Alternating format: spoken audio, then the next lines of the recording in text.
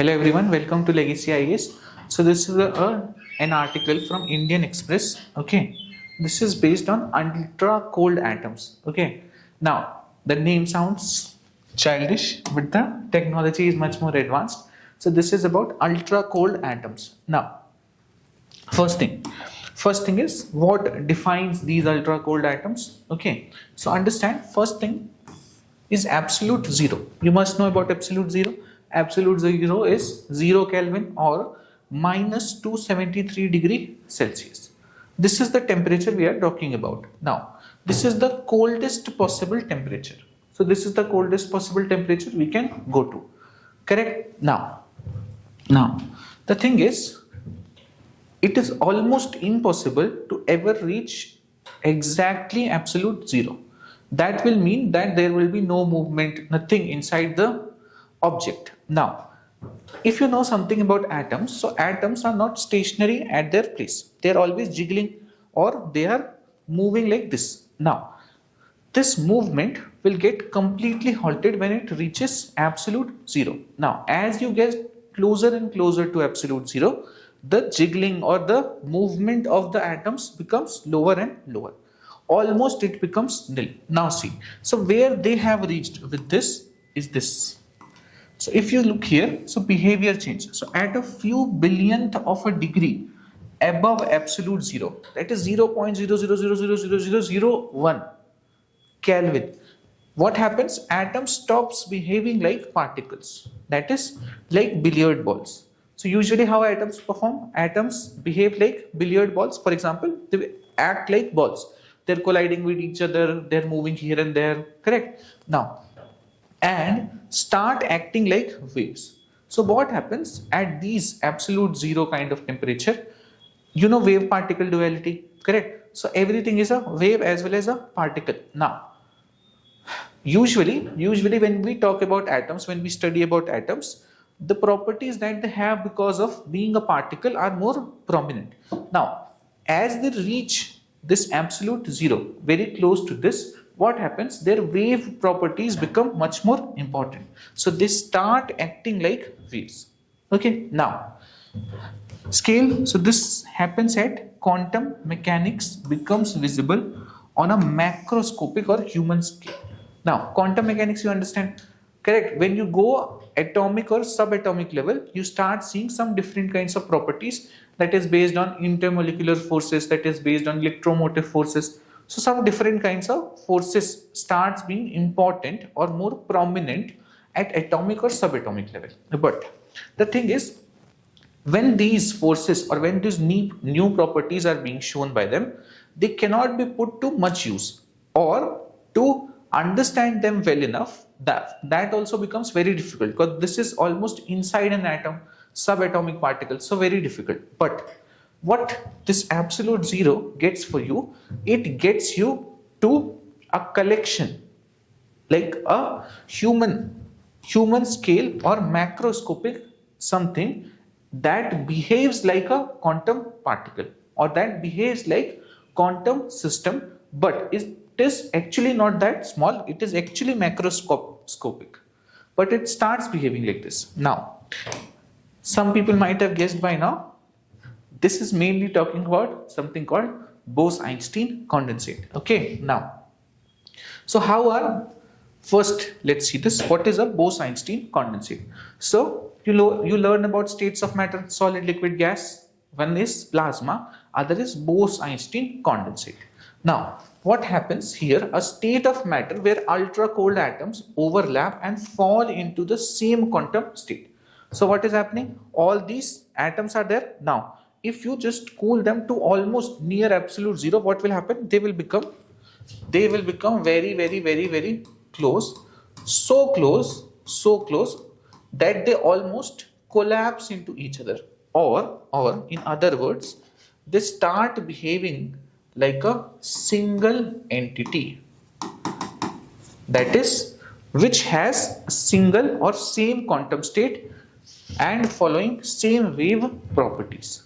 Correct? So what is happening? These are small mini atoms. They become so close, their movement becomes so restricted, they are not moving at all, that they together attain same quantum state, and then they start behaving like wave. Now this is easier to study and to put to use, correct? Instead of those small atoms, even though those small atoms or inside the atoms had quantum properties but very difficult to be used. Then now see this. So superatom, they behave as a single entity rather than individuals, correct? Then properties, atoms flow without friction and interfere like waves, correct? Like you have waves, correct? Now waves, if this wave is going like this, now I add another wave like this. So what they do? They will get added up. If I add a wave like this, what they will do? They will get subtracted. So basically, waves can get added or subtracted, amplified or de-amplified. These atoms also start behaving in the same way. Now, history. So this was predicted by Einstein in 1920s, and in the lab it was created in 1995 using something called laser technology. Okay, laser technology of slowing down these atoms. We learn about it, and this particular invention of this laser tech, using which we can slow down the atoms to near absolute zero, got them Nobel Prize in 2001. Understood? Now let's see what was their phenomenon. So how are atoms cooled using lasers? So using lasers, how can you cool atoms? Usually what you think, if you put laser to it, usually laser has a lot of energy, and that energy is also used in heating. For example, infrared lasers and all. So what they do usually do, they heat up substances. Now understand how this works. So basically what is happening, see, atoms are moving in any direction, correct? They are moving here, there, in all the directions. Now what they do, they start throwing light beams at them. So basically, let's say I'm an atom and I'm going in this direction. Now what happens? A light beams comes in the opposite direction to me. Now what will happen? These light waves are almost similar frequency as me the atom, that is. Okay, so it is similar frequency that is required by me to move from one level to another level like this. Then what will happen? So basically it will come and I will absorb it. Now once this atom absorbs this light, of course it was coming in opposite direction, so its momentum is gone, correct? Let's say this was an atom going in this direction, light comes from this direction, they would collide, so it will slightly move towards the light, correct? So that is, whatever was its movement in this direction has kind of stopped. Then after that, this atoms of course releases that light back, but that release is usually in some random direction.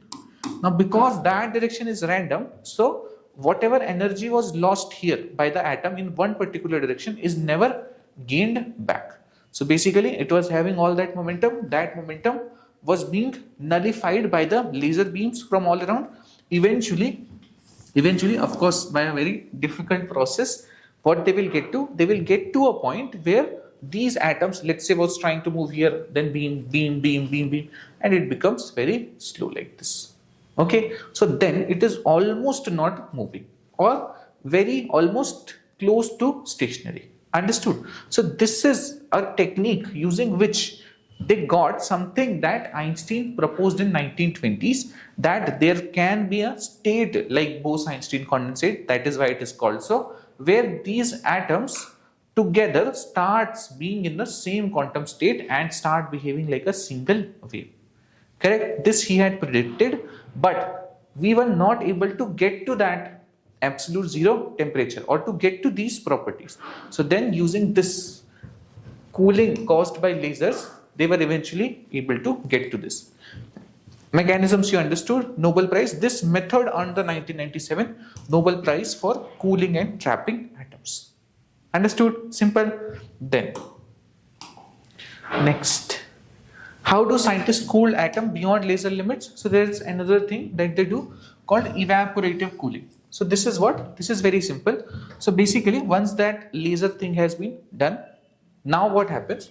Let's say in this small area confined by some magnetic wave, some optical wave, whatever, now you have atoms. Now these atoms are of course not moving very fast because they have been cooled down by the laser. Now, still, some of these atoms will be moving much faster and some others will be moving slower, correct? So what they do, they slowly start removing this rim from both the sides. Now, which atoms do you think will flow out? The ones that have very high energy, so they will tend to flow out, and those which are sufficiently cold will be left here. So eventually, whatever had more energy, that also gets removed. Then after this, they eventually get to a state of super cooled atoms or Bose-Einstein condensate. This itself is written here. So what happens in evaporative cooling? Similar to a cup of coffee that is cooling. In cup of coffee also this happens. Whichever is the most excited atoms with most energy goes out in the form of waves. In the form of gas. Other things are left. Correct? This is how it cools down. Same thing is happening here also. So a dark spot is created in the trap to let the hottest atoms escape. The remaining atoms automatically becomes colder.